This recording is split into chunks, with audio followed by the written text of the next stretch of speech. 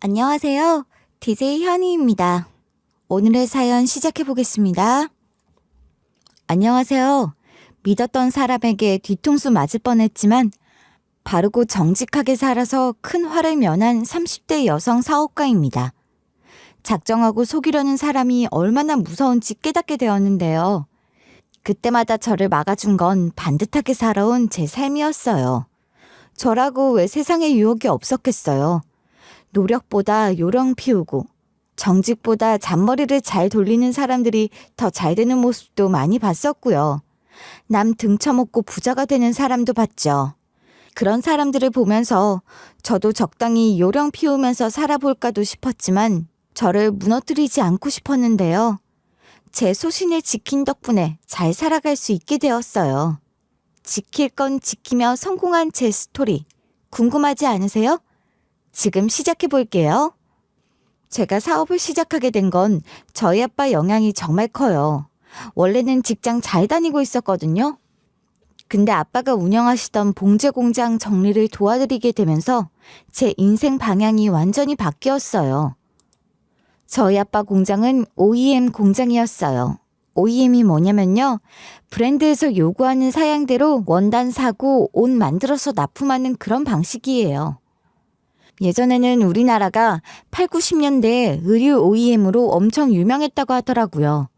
미국, 일본, 유럽으로 대량 납품도 많이 했대요. 아빠는 제가 태어나기 전부터 이 일을 하셨대요.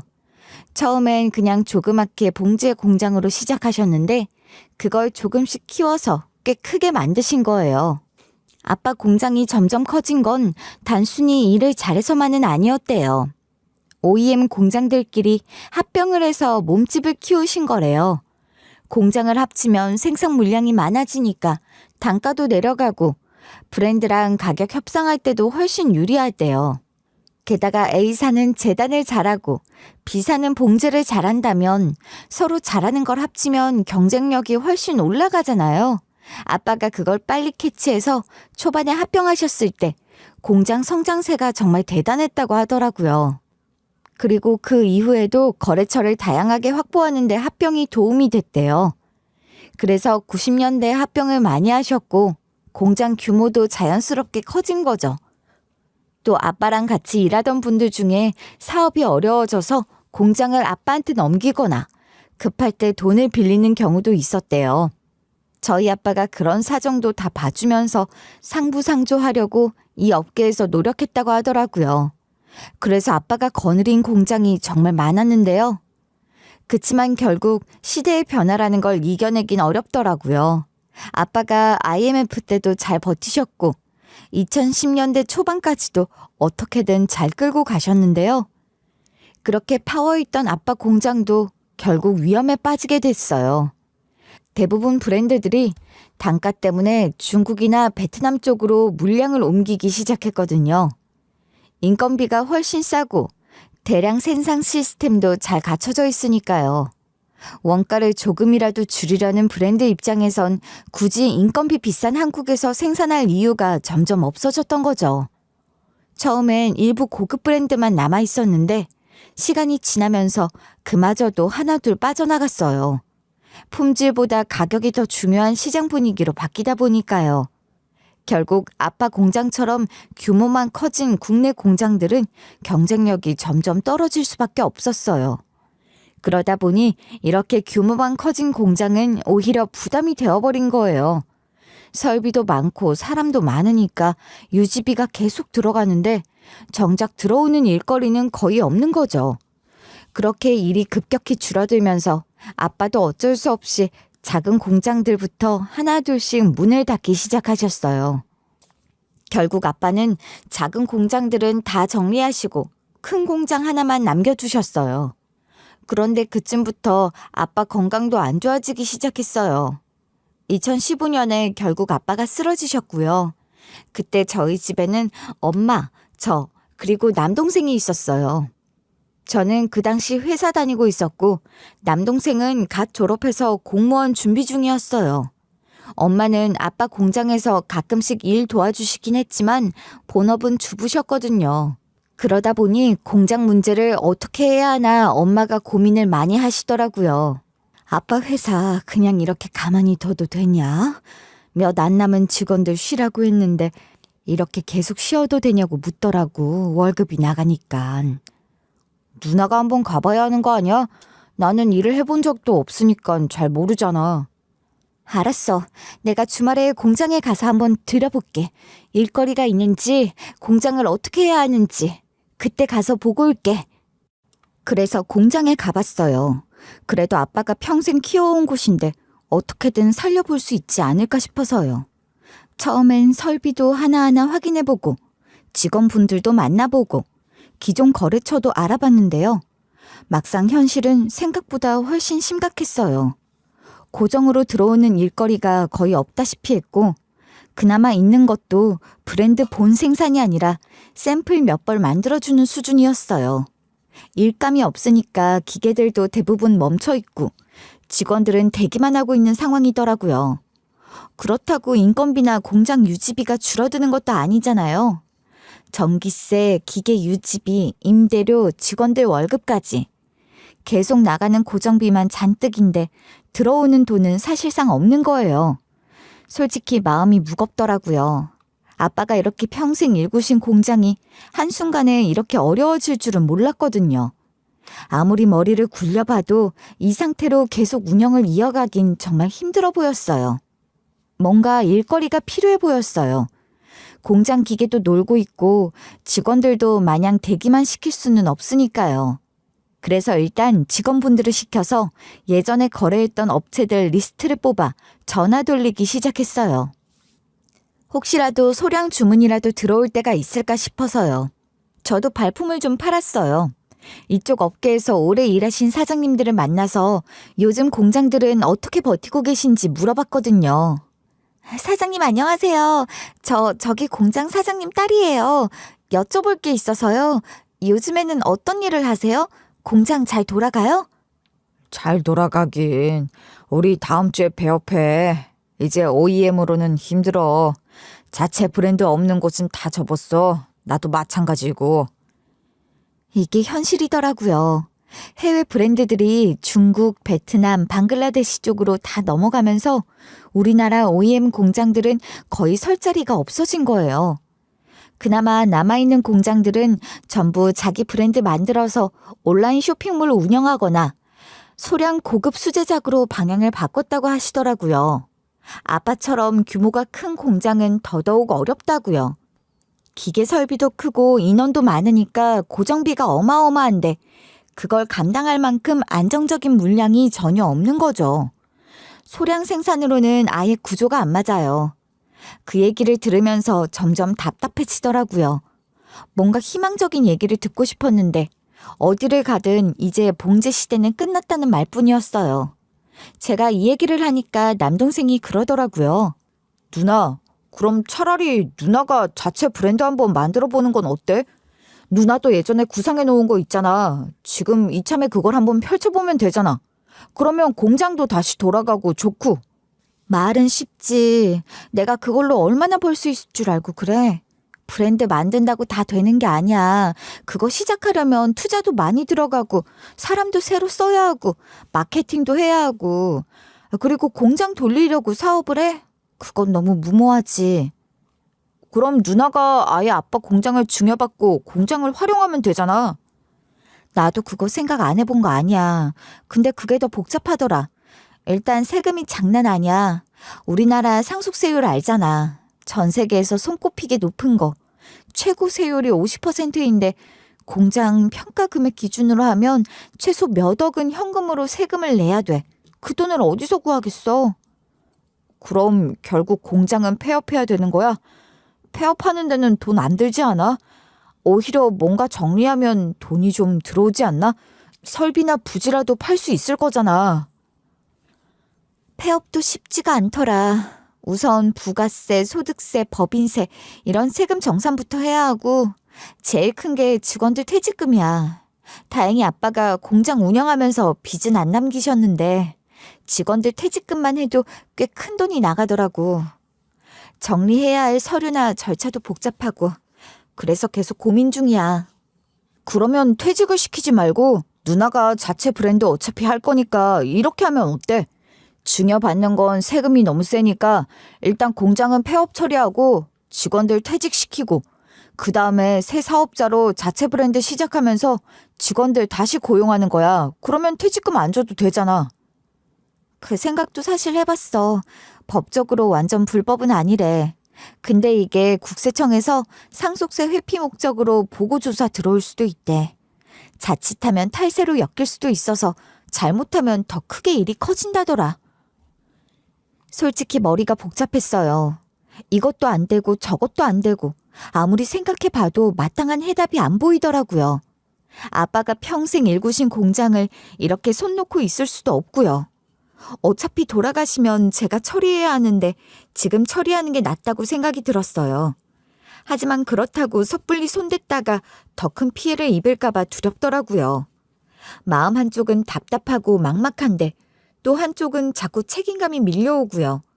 엄마도 동생도 결국 저만 바라보고 있으니까요.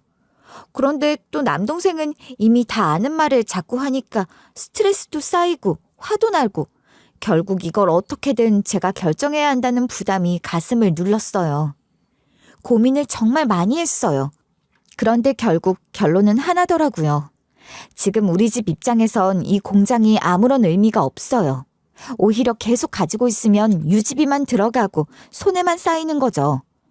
그래서 어렵게 폐업하기로 결정했어요. 부지를 내놓고 설비 기계들도 하나씩 정리해서 팔았어요. 직원분들 한 분 한 분 불러서 퇴직금 드리면서 미안하다고 인사했어요. 다들 아빠랑 오래 일하신 분들이라 더 마음이 무겁더라고요. 그렇게 아빠가 평생 키워온 공장은 그렇게 문을 닫게 됐어요. 아빠는 병원에 누워 계시고 엄마는 하루 종일 아빠 곁에서 간호를 하셨어요. 공장 정리하고 남은 돈을 부모님께 드리긴 했지만 솔직히 그걸로 두 분 노후를 책임지기에는 턱없이 부족했어요. 부모님 수입은 이제 완전히 끊겼고 남동생도 아직 공부 중이라 별다른 소득이 없는 상황이었어요. 결국 저 혼자 월급으로 내 식구를 책임져야 하는데 특히 아픈 아빠까지 모시려면 앞으로가 감당이 안 될 것 같더라고요. 그래서 그동안 머릿속으로만 구상해왔던 사업을 이제 진짜 시작하기로 마음먹었어요. 그래도 회사는 그만두지 않고 있었는데요. 제가 예전부터 생각해왔던 건 프리미엄 아동복이었어요. 사실 오랫동안 조금씩 준비해오고 있었거든요. 제가 만들어보고 싶은 디자인도 꾸준히 스케치해뒀고 브랜드 컨셉으로 나름 정리해놓은 상태였어요. 막상 이걸 진짜 시작해도 될까? 망설이다가 주변 사람들한테 제 구상 얘기를 꺼내봤어요. 그랬더니 다들 반응이 의외로 괜찮더라고요. 디자인도 예쁘다고 하고 요즘 부모님들이 프리미엄 라인을 많이 찾는다면서 좋은 아이템 같다고 응원해줬어요. 그 얘기 들으니까 자신감이 좀 생기더라고요. 그때 준비해둔 디자인으로 샘플을 몇 번 만들어봤어요. 그냥 반응이나 한번 보자는 생각으로 소량만 제작해서 온라인 스토어에 올려봤거든요. 근데 의외로 반응이 너무 좋은 거예요. 생각보다 주문도 금방 들어오고 후기들도 다 긍정적이었어요. 디자인도 예쁘고 퀄리티도 좋다고 가격대가 조금 있어도 애들 옷은 좋은 거 입히고 싶다고 하시는 분들이 꽤 많더라고요. 그래서 이거 진짜 해볼 만하다는 확신이 처음으로 생겼어요. 그래서 결국 과감하게 회사를 그만두기로 결심했어요. 이번엔 진짜 제 사업을 제대로 해보자고요. 우선 법인부터 설립했어요. 사업자 등록부터 시작해서 상호명 정하고 법인 등기 신청하고 세무서에 법인 사업자 등록까지 마쳤어요. 사업자 통장도 새로 개설하고 초기 자본금도 준비해서 자본금 출자까지 완료했죠. 그렇게 하나하나 절차를 밟으면서 드디어 제 이름으로 된 회사가 만들어졌어요. 이제 진짜 시작이라는 생각에 두렵기도 했지만 한편으론 설레기도 했어요. 그렇게 회사를 만들고 사업을 시작했는데요. 예상보다 훨씬 빨리 일이 터졌어요. 처음엔 소소하게 시작했는데 어느 순간부터 주문이 밀물처럼 밀려 들어오기 시작한 거예요. 도대체 무슨 일인가 했더니 알고 보니까 한 유명인이 자기 딸한테 저희 제품을 입힌 사진을 SNS에 올렸더라고요. 그게 금방 입소문을 타고 퍼지면서 반응이 폭발적으로 올라간 거예요. 디자인도 예쁘고 소재도 고급스럽고 품질도 좋다는 얘기들이 여기저기서 쏟아졌어요. 그렇게 제품력하고 디자인력이 한 번에 인정받으면서 판매량이 급격히 뛰어오르기 시작했어요. 말 그대로 대박이 난 거죠. 그때부터 본격적으로 방향을 잡고 홍보랑 마케팅에 집중했어요. SNS 광고도 시작하고 키워드 광고도 집행하고 각종 커뮤니티에도 자연스럽게 노출되도록 신경 썼어요. 입소문이 조금씩 퍼지더니 커뮤니티 후기들이 폭발하기 시작했어요. 진짜 소재가 다르다. 디자인 감각이 고급스럽다. 아이 피부에 너무 좋다라는 반응들이 올라오면서 점점 난리가 난 거죠. 하루에도 주문 문의가 계속 쏟아졌어요. 직원들도 아우성이었습니다. 대표님, 주문이 폭발적으로 들어오는데 배송이 늦어져서 고객들의 불만이 높아지고 있어요. CS팀에서도 기다려달라는 말하는 것도 이제는 힘들대요. 대표님, 생산을 얼마나 더 늘릴 수 있느냐를 고민해 보셔야 될 것 같아요. 아, 그래요? 지금 공급이 문제이긴 한 것 같아요. 이것도 쉽지 않네. 고민해 볼게요. 공급 확대를 고민하기 시작했어요. 솔직히 물량만 받쳐주면 더 크게 키울 수 있을 것 같은데 문제는 자금이었어요. 생산을 늘리려면 자금도 필요하고 안정적인 공장 라인도 확보해야 하는데 제 개인 자금으로는 한계가 뚜렷했죠. 마음 같아선 차라리 요즘 힘들어하는 OEM 공장 하나를 통째로 인수해서 자체 생산 라인을 만들고 싶었어요. 그러면 품질 관리도 더 잘 되고 단가도 줄일 수 있을 것 같았거든요. 근데 현실은 쉽지 않잖아요. 인수 자금 마련도 막막하고 운영 부담도 만만치 않으니까요. 그게 너무 답답했어요. 그런데 정말 딱 그때 예상치 못한 사람이 나타났어요. 투자자였어요. 저보다 한 5살 정도 위였고 투자 경험도 많으셔서 회사 일이 돌아가는 걸 꽤 잘 알고 있더라고요. 투자금 규모도 꽤 컸고요. 그 투자자는 투자금을 받고 공급 확대하고 유통 채널 확장하고 물류 시스템 손보고 해외 진출까지 한 번에 스케일을 키우자고 했어요. 그러면 브랜드 자체가 완전히 다른 레벨로 올라갈 수 있다고 제안하더라고요. 자금 지원을 받으면 제가 생각했던 것보다 훨씬 빠르고 안정적으로 확장할 수 있단 거예요.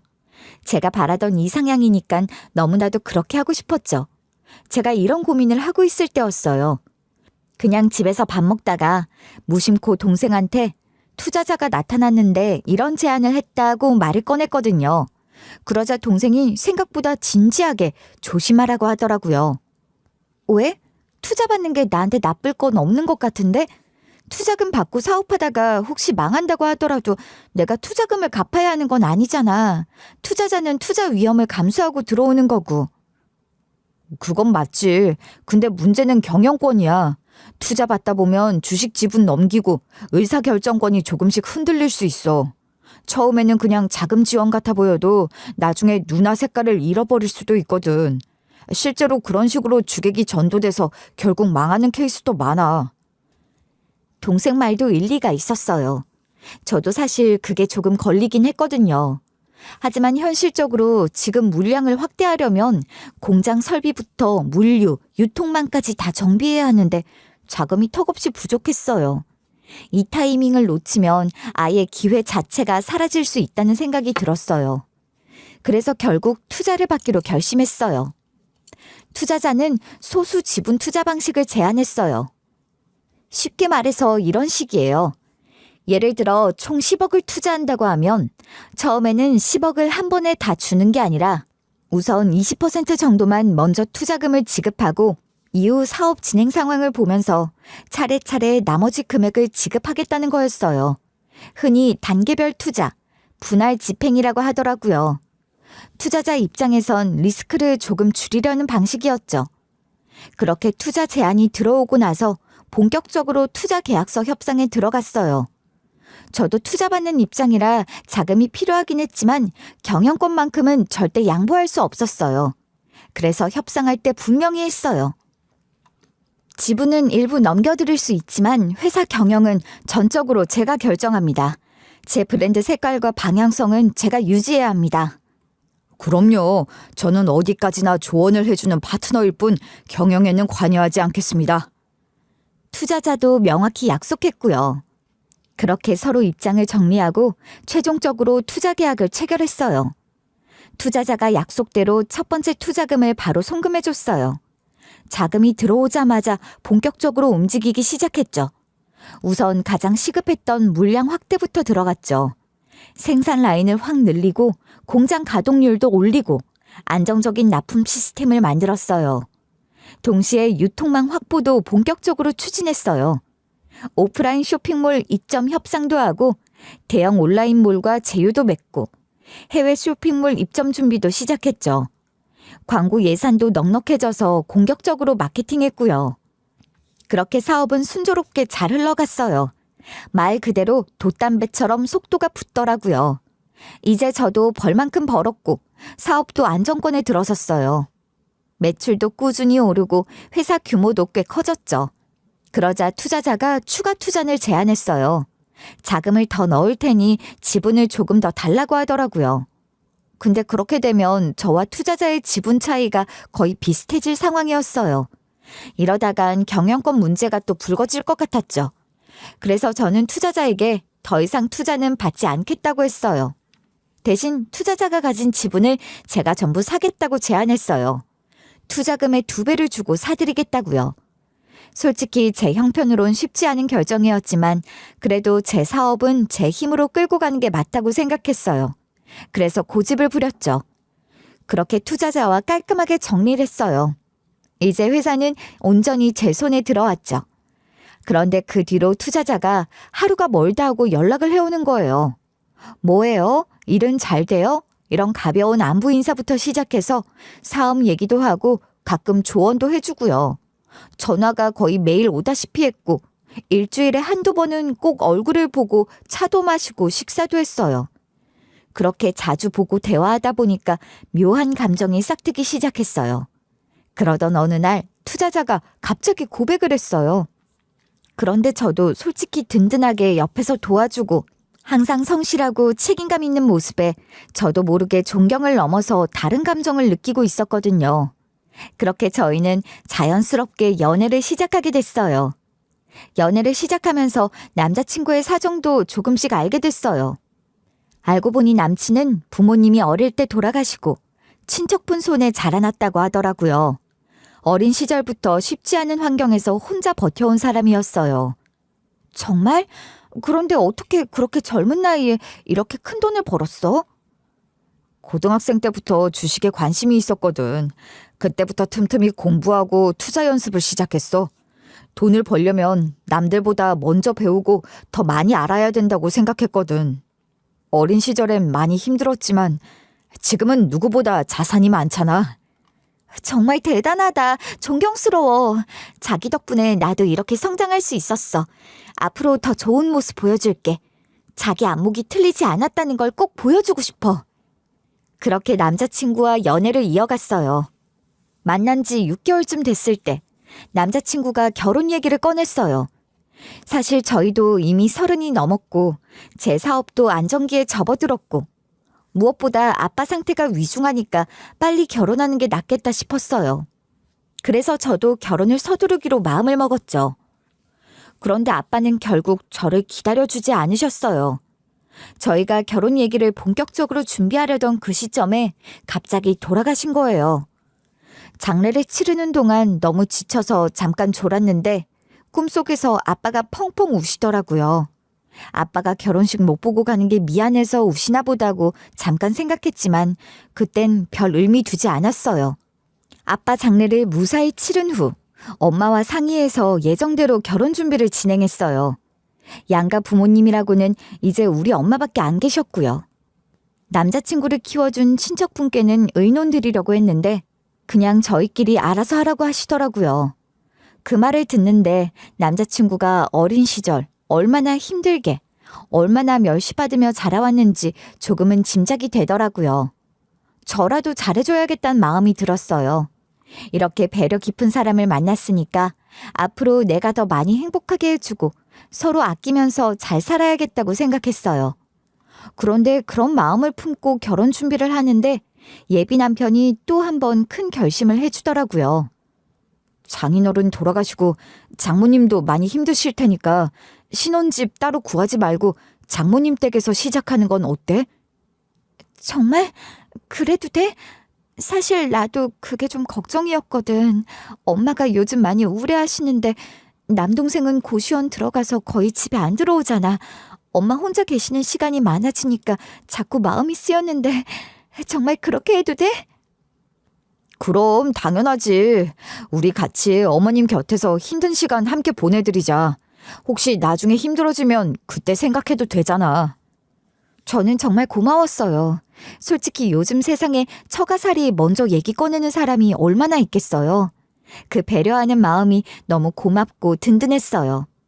아빠가 돌아가시기 전에 마지막으로 제게 이런 좋은 사람을 만나게 해주신 건 아닐까 하는 생각까지 들 정도였죠. 엄마도 정말 많이 고마워하셨어요. 이렇게 배려 깊고 속 깊은 사람 만나기 쉽지 않다. 어떻게 이런 사위가 내 사이야. 엄마 진짜 감격스러워. 그러니까 매형 보통 사람 아닌 것 같아. 엄마, 우리 살면서 정말 잘해주자. 혹시 한두 번 실수해도 그냥 넘어가지고 말이야. 그래주면 나야 땡큐지. 근데 그 사람 실수 안 할걸? 워낙 철두철미한 사람이잖아. 그래, 그건 맞다. 똑 부러지고 확실한 성격이라 실수 같은 건 안 할 거야. 정말 최고의 사위감이다. 엄마 너무 행복해. 엄마도 동생도 이렇게 좋아하고 흐뭇해하는 모습을 보니까 정말 잘 결정했다는 생각이 계속 들었어요. 제 선택이 틀리지 않았다는 확신이 점점 더 커졌고요.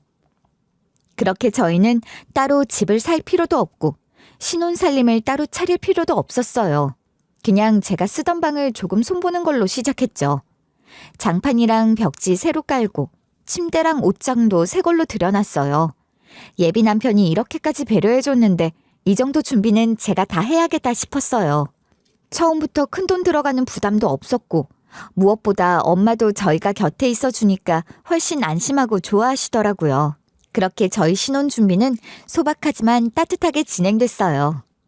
결혼 준비가 차근차근 진행되면서 청첩장도 나왔어요. 그런데 청첩장을 받아보니 마음이 괜히 짠하더라고요. 남편 쪽에는 이미 부모님 두 분 다 돌아가셨고 저희도 아빠가 돌아가신 상태라 두 분 이름 옆에 나란히 적힌 고자가 눈에 확 들어왔어요.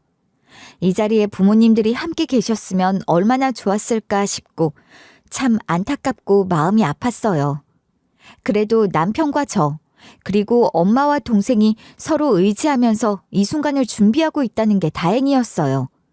그런데 청첩장을 보던 엄마가 잠깐 멈칫하시더니 뜻밖의 말을 하셨어요. 이상하다. 그때 그 사장님 이름이랑 똑같네.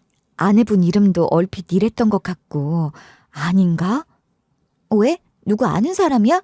엄마 동명이인이 얼마나 많은데. 그렇겠지? 예전에 봉제 공장 하시던 분이 계셨거든. 아유, 설마 그럴 리가 없지. 그러지 말고 한번 확인해 볼까? 나도 생각해보니까 돌아가셨다고만 들었지 무슨 일 하셨는지는 들어보질 못했어. 내가 전화 연결해 줄 테니까 직접 물어봐. 그래서 엄마가 예비 남편에게 전화를 걸어 조심스럽게 물어보셨어요. 혹시 아버님이 살아생전에 봉제 공장 일을 하셨던 적이 있느냐고요. 그런데 예비 남편은 단호하게 아니라고 했어요. 전화를 끊고 난 뒤 엄마는 잠시 씁쓸한 표정을 지으셨어요. 그래, 아닐 거라고 생각했어. 하긴 동명이인도 많은데 뭐. 그렇지, 그래야 하지. 엄마 무슨 사연 있는 분이었어? 아까부터 계속 마음에 걸리는 눈치인데 옛날에 많이 가까웠던 사람이야? 아니면 사업하면서 알게 된 분이야? 예전엔 참 친하게 지냈었는데 안타깝게 헤어졌던 사람이 있었거든. 엄마가 한동안 그리워했었어. 아직도 가끔 생각나나 봐. 이렇게 이름만 봐도 혹시나 싶어 확인하게 되네. 엄마 얼굴에 잠시 아련한 미소가 스쳤어요. 저한테 자세히 말은 안 했지만 뭔가 큰 사연이 있었던 것 같았어요. 그래서 저도 굳이 더 묻진 않았습니다. 결혼식은 무사히 잘 올렸어요. 원래 신혼여행은 해외로 가려 했는데 제가 아무리 해도 3일밖에 시간을 못 빼겠더라고요. 남편한테 미안했지만 현실적으로 제주도로 2박 3일 다녀왔어요. 그래도 호캉스답게 호텔 수영도 하고 맛있는 뷔페랑 해산물도 실컷 먹었어요. 그리고 첫날 밤이었어요. 기분 좋게 씻고 있었죠. 노래도 흥얼거리면서 샤워 중이었는데 방에서 남편이 전화를 받는 소리가 들리는 거예요. 이상하게 귀가 쫑긋해지더라고요. 순간 샤워기를 끄고 조용히 귀를 기울였어요. 10분 뒤에 시작할 테니까 확실히 해치워. 조금이라도 지체하면 안 되니까 타이밍 잘 맞춰. 그 말을 듣는 순간 심장이 쿵 내려앉았어요. 무슨 이런 어마어마한 이야기를 하는 건지 혹시 나를 두고 하는 소린가 싶어서 머릿속이 하얘지고 온몸에 소름이 돋았어요. 그래도 일단은 모른 척하는 게 낫겠다 싶었어요. 지금은 섣불리 티내지 말고 더 지켜봐야겠다는 생각이 들더라고요. 다 씻고 가운을 입고 방으로 나왔어요. 그런데 남편은 아무 일도 없다는 듯 평소처럼 자연스럽게 앉아 있었어요. 오늘 하루 종일 정신없고 덥더니 씻고 나니까 이제야 살 것 같네. 자기도 얼른 씻어. 시원하게 씻으면 한결 개운할 거야. 자기야, 혹시 두통약 있어? 요즘 정신없이 이것저것 하다 보니까 머리가 아프네. 약 있지? 많이 아파? 열은 안 나? 약은 안 가져왔는데 좀 쉬면 괜찮아지지 않을까? 아무래도 약을 먹어야 될 것 같아.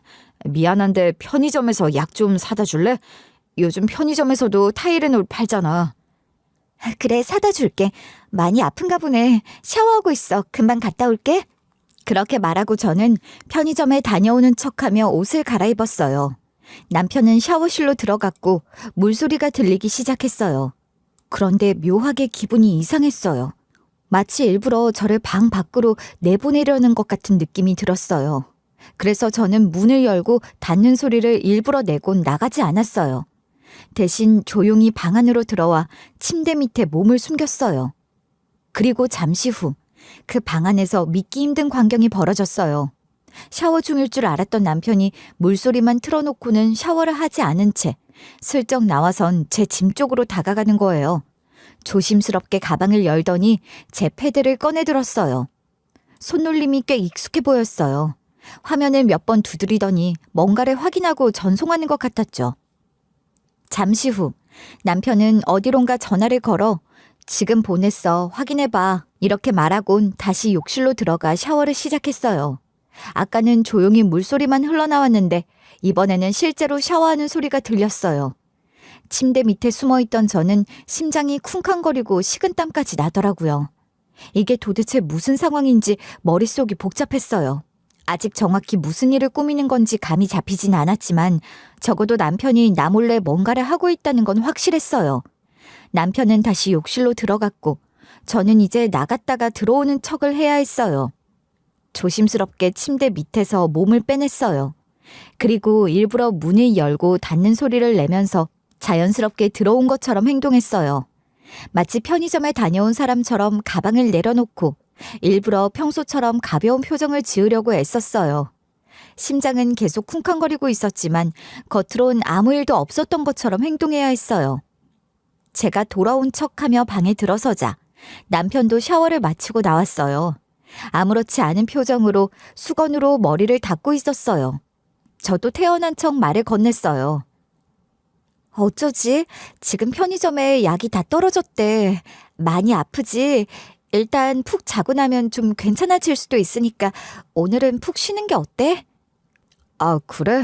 두통이 너무 심한데 뭐 어쩔 수 없지. 그냥 푹 자고 나면 좀 나아지겠지. 그런데 그 순간 남편 휴대폰이 갑자기 울렸어요. 화면을 힐끗 보더니 다급하게 전화를 받더라고요. 짧고 낮은 목소리로 심각한 얘기를 주고받았어요. 표정이 점점 굳어졌어요. 어쩌지? 나 지금 가봐야 될 것 같아. 같이 일하는 사람인데 회사에 큰 문제가 생겼대. 지금 당장 가야 할 것 같은데 나 먼저 갈게. 뭐라고? 지금? 이렇게 갑자기? 그래? 그럼 같이 가. 지금 가면 비행기는 있겠지. 아니야. 그러면 내가 너무 미안하지. 당신은 그냥 여기서 푹 자고 와. 어차피 돈도 냈는데 괜히 아깝잖아. 그렇게 허겁지겁 짐을 챙기더니 결국 남편은 혼자 방을 나섰어요. 뭔가 이상한 기분이 들더라고요. 아까 제 패드로 뭔가를 하고 난 뒤 도망가는 것처럼 느껴졌어요.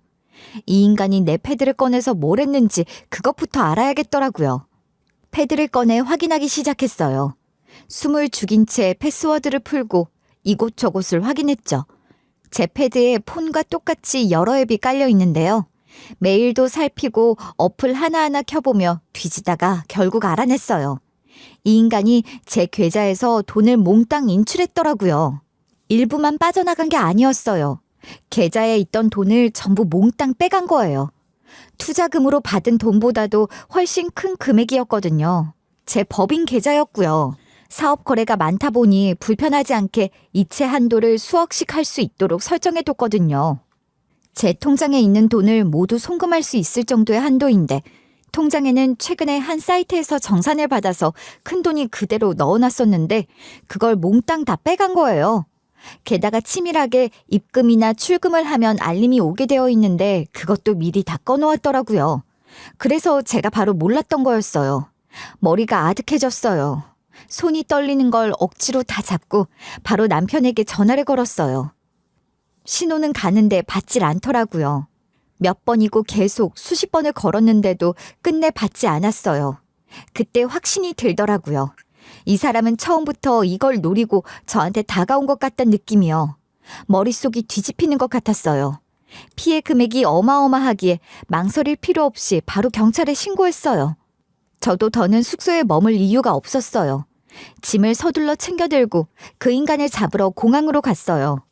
혹시 비행기 타기 전에 볼 수 있을까 싶어서요. 그런데 아무리 찾아봐도 보이지 않더라고요. 이미 빠져나간 건지 처음부터 다른 계획이 있었던 건지 알 수가 없었어요. 결국 저도 그날 밤 비행기를 타고 집으로 돌아왔어요. 도착하자마자 엄마랑 동생에게 이 사실을 전부 털어놨어요. 모두가 충격을 받았어요. 엄마도 동생도 그 사람이 그런 사람일 줄은 상상도 못했어요. 다들 완전히 속았던 거죠. 뒤통수 제대로 맞은 거예요. 다음 날 회사에 출근했더니 직원들도 전부 깜짝 놀라더라고요. 저는 숨길 것도 없어서 다 이야기했어요.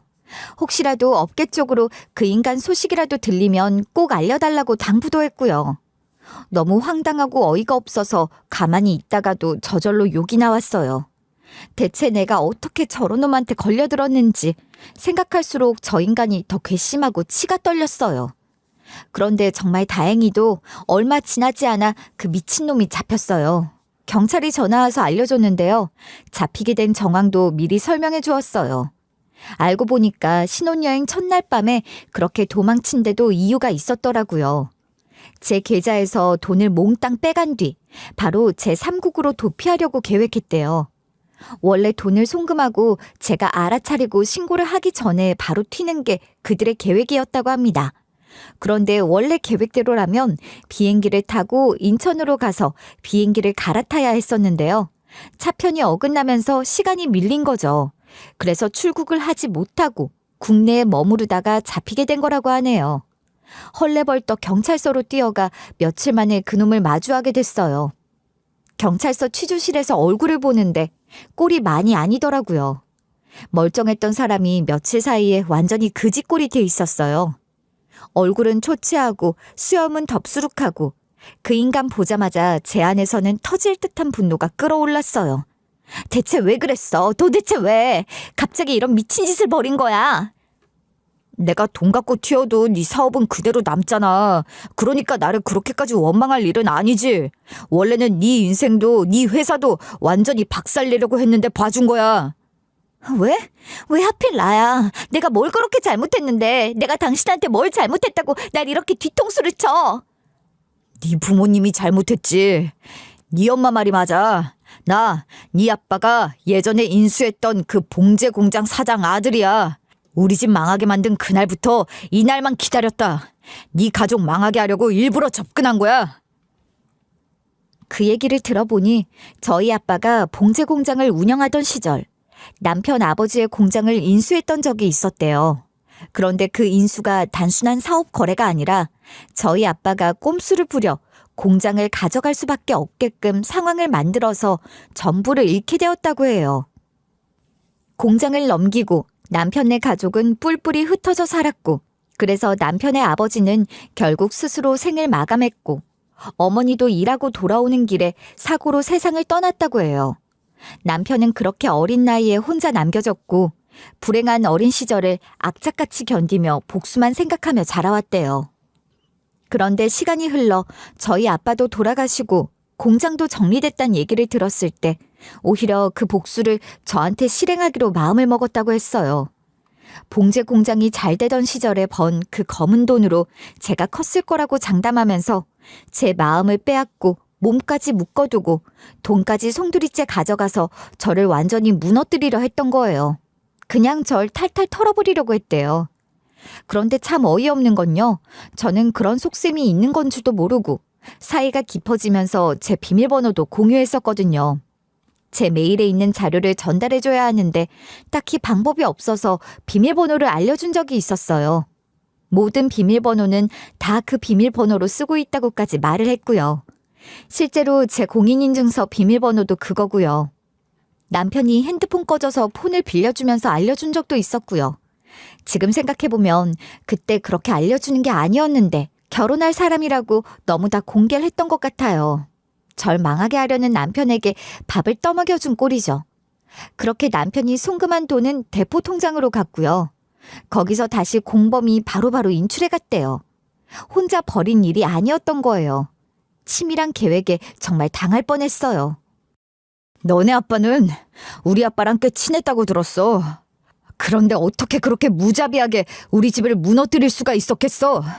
처음엔 솔직히 봉제 공장 폐업할 때 불법으로 한 부분이 있나 찾아서 고발만 하려고 했어. 그것만으로도 큰 죄니까, 큰 처벌을 받을 수 있으니까. 근데 다 털어봐도 불법은 없더라고. 그래서 다른 방법을 생각하게 된 거야. 남편이 도대체 저를 언제부터 지켜보고 있었는지 정말 소름이 돋더라고요. 결국 네 아빠가 키운 돈으로 네가 사업을 차렸잖아. 그 사업을 망하게 만드는 게 내가 할 복수라고 생각했어. 그래서 투자자로 접근한 거구나. 그런데 알다시피 우리 아빠 돌아가시고 공장 정리하고 남은 돈 거의 없는 상태였어. 내 사업은 내가 알아서 처음부터 만들어낸 거야. 웃기지 마. 넌 그래도 네 부모 밑에서 부족함 없이 컸잖아. 네가 네 아빠가 벌어놓은 돈을 하나도 안 썼다고 말할 수 있어? 한 가정을 박살내놓고 네 가족만 잘 살아왔으면서 무슨 말이 그래? 오히려 너희가 나한테 미안해야 하는 거야. 난 이래도 돼. 너희 집 부셔버려도 돼. 남편 말이 이어졌어요. 처음엔 투자자로 접근해서 투자금을 계속 넣으면서 지분을 조금씩 늘려가는 게 계획이었다고 했어요. 결국엔 회사를 서서히 자기 소유로 만들어서 통째로 가져가려던 거였죠. 그런데 제가 예상외로 사업이 빠르게 성장하고 안정되니까 제가 굳이 추가 투자를 받을 이유가 없어졌죠. 그래서 제가 더 이상 투자는 받지 않겠다고 단호하게 잘라버리니까 그때부터 회사는 일단 놔두고 제 인생 자체를 노리기로 한 거죠.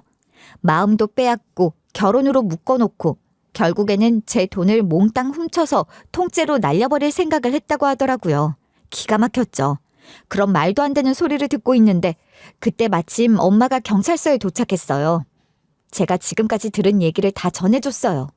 그런데 엄마가 그 얘기를 듣더니 갑자기 목소리를 높이셨어요. 그게 무슨 소리야, 이거사. 그게 아니야. 너가 단단히 오해를 하고 있구나. 내가 다 알려줄게. 그리고는 숨도 안 쉬고 얘기를 쏟아내셨어요. 엄마 말로는 원래 아빠와 남편 아버지가 비슷한 시기에 봉제 공장을 시작했대요. 처음엔 서로 비슷하게 돈을 벌면서 잘 지냈다고 해요. 그런데 남편 아버지가 어느 순간 돈을 많이 벌자 노름에 손을 댔고 결국 노름 빚이 쌓여가기 시작했대요. 노름빚 갚겠다고 급해지니까 의뢰받은 물건까지 몰래 빼돌려 판 거야. 그걸 거래처에서 알아채고 법적 소송이 들어간 거고. 그 일로 업계에 소문이 돌았대요. 물건을 빼돌린다는 말이 퍼지니까 누가 불안해서 그 공장에 일을 맡기겠어요. 더 이상 일거리도 들어오지 않았고 결국 남편 아버지는 디자인 유출 문제로 위약금까지 물어줘야 할 상황이 됐대요. 그런데 이미 집안에는 돈이 바닥났고 그래서 감옥에 가야 할 처지까지 몰렸다고 했어요. 그때 네 아빠가 우리 남편한테 찾아와서 돈 좀 빌려달라고 했는데 네 아빠가 그걸 빌려줬겠니? 노름하는 사람이 돈 빌려주면 또 그 돈으로 노름할 게 뻔한데. 그래서 돈은 못 빌려준다고 했더니 그러면 네 아빠가 자신의 공장을 처분할 수 있게 도와달라고 했던 거야. 소문나서 공장도 안 팔리니까. 그래서 아빠가 그 공장을 인수해 준 거라고 했어요. 그 당시 아빠 입장에선 리스크가 큰 공장이었지만 어쩔 수 없이 받아준 거였대요. 우리도 너네 공장 인수하면서 아주 힘들었어. 은행 빚까지 끌었었다니까. 그거 갚느라고 나도 혼났어. 그래도 어째 중마고우인데 서로 도와야지. 네 아버지한테 공장 산 돈 주고 그 돈으로 네 아버지는 위약금 물어주고 빚 갚고 새 인생 살겠다고 떠났는데 어떻게 이 일이 이렇게 와전된 거야? 내 얘기가 맞는지 틀린지 증인도 많으니까 내가 확인시켜 줄 수도 있어. 그 얘기를 듣고 남편은 많은 생각을 하는 것 같더라고요. 엄마도 착잡한 표정이 가득했어요. 엄마는 그 얘기를 믿지 못하는 남편에게 그 당시 일을 잘 아는 사람들과 전화를 연결해줬어요. 그 시절 봉제 공장을 함께했던 아빠 지인들도 계셨거든요.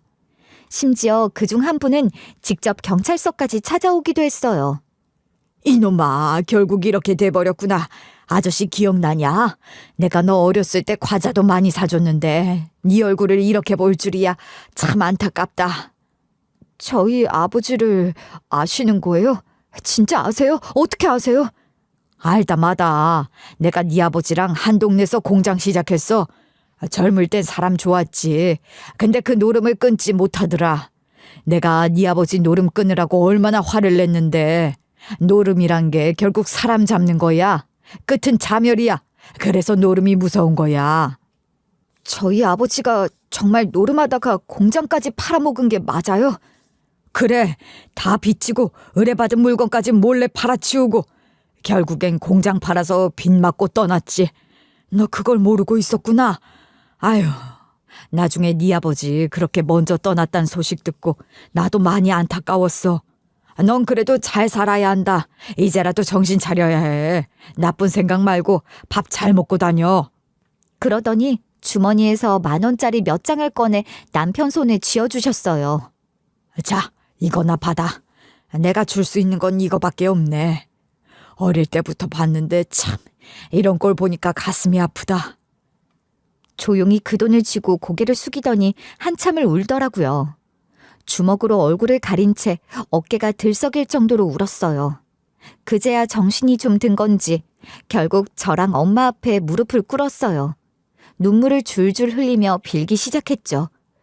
죄송합니다. 제가 잘 모르고 인생을 헛살았어요. 정말 죄송합니다. 죄송합니다. 그러니까 이놈아 왜 그랬어? 부모는 부모고 너는 네 인생 살아야지. 네 부모 일 때문에 네 인생까지 망쳐선 안 되잖아. 제가 잘못했어요. 정말 잘못했습니다. 돈 다 돌려드릴 테니까 고소만 좀 취하해 주시면 안 될까요? 제가 정말 잘못했습니다. 엉엉 울며 빌고 있는 그 인간을 보는데 솔직히 참 마음이 묘했어요. 불과 며칠 전까지만 해도 제가 사랑하던 사람이잖아요. 그러다 한순간에 원수가 돼버렸는데도 감정이 그렇게 금방 확 바뀌진 않더라고요. 분노와 배신감은 여전했고 그 사람과 제가 다시 뭘 어떻게 할 수 있을 단계는 이미 넘어섰지만요. 한쪽에선 어쩐지 안쓰러운 마음도 들었던 게 솔직한 제 감정이었어요. 엄마도 저랑 비슷했던 것 같아요. 그렇게 아끼던 사위였는데 이제는 아는 사람 아들이라는 것도 알았잖아요. 어차피 돈 다 돌려받을 수 있다면 고소 취하해 주자고 하시더라고요. 하지만 이미 저는 그 인간을 고소한 상태였어요. 돈을 돌려준다고 해서 죄가 없어지는 건 아니었죠. 횡령, 배임, 절도 같은 범죄는 피해자가 합의를 봐도 수사기관이 알아서 기소를 진행하는 형사사건이거든요. 민사처럼 고소 취하한다고 해서 모두게 끝나는 게 아니에요. 이미 수사는 시작됐고 경찰도 검찰도 사건을 넘겨받아서 그대로 절차를 밟고 있었어요. 결국 그 인간은 죗값을 치러야 했어요. 소취하하더라도 수사는 진행되기 때문에 죗값은 받아야 한대. 소취하가 큰 의미는 없어. 그래도 그동안 빌고 사과하고 돈도 돌려줬으니까 형량은 좀 줄어들긴 하겠지. 그렇게라도 해주자. 그래서 저는 고소 자체는 취하해줬어요. 합의서도 작성했고 피해 금액 전액을 돌려받은 걸 확인했죠. 하지만 그게 끝은 아니었어요. 검찰에선 이미 모든 증거와 범죄 사실이 명확하게 확보된 상태였거든요. 피해자가 합의했다고 해서 죄가 없어지는 건 아니었어요. 검찰은 범죄 사실은 명백하나 피해금 전액을 반환했고 피해자와 합의가 이뤄졌으며 피의자가 진지하게 반성하는 점을 고려하여 감형을 요청했고요. 판사는 집행유예를 선고했어요. 실형은 면했지만 정과는 그대로 남게 된 거죠. 그렇게 그 인간은 법적으로도 죗값을 받긴 받았어요. 다행히 이 인간은 법적 혼인신고를 하기 전에 일을 벌였어요. 법적 배우자가 아니었기 때문에 재산 분할이니 공동재산, 부부 공동생활 인정 같은 복잡한 재산권 갈등은 전혀 없었어요. 가만 생각해보면 아마 처음부터 그것까지 계산하고 일부러 저희 엄마네 집에서 같이 살자고 했던 것 같아요. 금전적으로도 얽히지 않게 해두려고 말이에요. 참 치밀한 사람이죠. 이런 머리를 다른데 제대로 썼으면 정말 성공했을 텐데 말이죠. 어쨌든 그 인간과는 복잡하게 정리할 것도 없이 그냥 끝났어요. 그때는 미워하는 마음도 사랑했던 마음도 그냥 아무 감정도 남지 않았더라고요. 딱 거기까지였어요. 그렇게 모든 일이 끝났다고 생각했는데 한참 후에 그 인간에게서 전화가 왔어요. 예상치 못한 연락이었어요. 이렇게 전화해서 이것도 미안한데 꼭 이런 이야기 하고 싶었어. 내가 너에게 의도적으로 접근하고 널 이용했던 것 미안해. 그리고 이런 내가 미웠을 텐데 소 취하해줘서 고마워. 덕분에 이렇게라도 다시 살 기회가 생겼어. 한참 동안 말이 없었어요. 저도 잠시 머릿속이 복잡했어요. 여전히 그날의 배신감은 또렷했지만 그 사람을 증오하는 마음도 원망하는 마음도 이제는 다 바닥나 있더라고요. 그래서 저는 담담했어요. 그래, 정말 나쁜 짓 한 거 맞아. 근데 솔직히 한편으로는 이해가는 부분도 있어. 네 입장에선 그렇게 생각할 수도 있었겠지. 하지만 이제 나 이런 일에 더는 감정 쓰고 싶지 않아. 정말 잘 살았으면 좋겠다. 더 이상 누구 인생 망치려는 생각하지 말고. 잠시 침묵이 흘렀어요. 그러더니 조용히 말을 이어갔죠. 그렇게 말해줘서 고마워. 난 해외로 나갈 거야. 거기서 새로 시작해보려고. 앞으로는 눈에 띌 일도 없을 거야. 넌 너대로 재밌게 살아. 잘 지내. 고마웠어. 그렇게 전화를 끊었어요. 그 순간 묘했어요. 분노도 원망도 아닌 그냥 아주 긴 악몽이 이제 끝났다는 느낌이 들었죠. 모든 것이 끝났고 이젠 내 인생만 다시 시작하면 되는구나 싶었어요. 그렇게 전화를 끊고 나니 이상하리만큼 마음이 편안해졌어요. 모든 일이 끝났고 이젠 정말 다시 내 삶을 살 수 있겠구나 싶었어요. 그렇게 긴장도 풀리고 한참 만에 푹 잠이 들었죠. 그런데 그날 밤 꿈속에 아빠가 나왔어요. 환한 얼굴로 예전처럼 따뜻하게 미소를 지으시더라고요. 그리고는 다행이라고 하면서 천천히 저 멀리 멀어져 갔어요. 꿈인데도 그 모습이 어쩐지 너무 또렷했어요. 잠에서 깨어나고 나서도 한동안 아빠 얼굴이 선명하게 떠올랐어요. 아빠가 이렇게 제 걱정을 놓고 가시는구나 싶었어요. 이 일이 끝나고 나서 저는 느낀 게 참 많아요. 먼저 사람은 뭐든 정석으로 살아야 한다는 겁니다. 눈앞의 이익 때문에 꼼수를 부리기 시작하는 순간 결국엔 크게 넘어지게 되어 있어요. 제가 그 인간한테 끝까지 당하지 않았던 것도 결국 제가 법대로 제대로 일을 처리해왔기 때문이지요. 만약 이익에 눈이 멀어 아빠 공장 폐업할 때 법을 어기거나 대충 넘어갔다면 그때 제 인생도 함께 무너졌을 거예요. 그때의 저를 정말 칭찬해주고 싶습니다. 그리고 아무리 가까운 사이라도 비밀번호 같은 중요한 정보는 절대 함부로 넘기면 안 된다는 것도 이번에 뼈저리게 배웠어요. 개인의 비밀번호는 누구에게도 알려주면 안 됩니다. 한번 방심하면 이렇게 큰 코 다칠 수 있으니까 여러분도 이 두 가지는 꼭 기억하시고요. 정직하게, 올바르게, 그리고 자신의 것을 스스로 지키면서 살아가시길 바랄게요. 제 이야기는 여기까지입니다. 들어주셔서 감사합니다.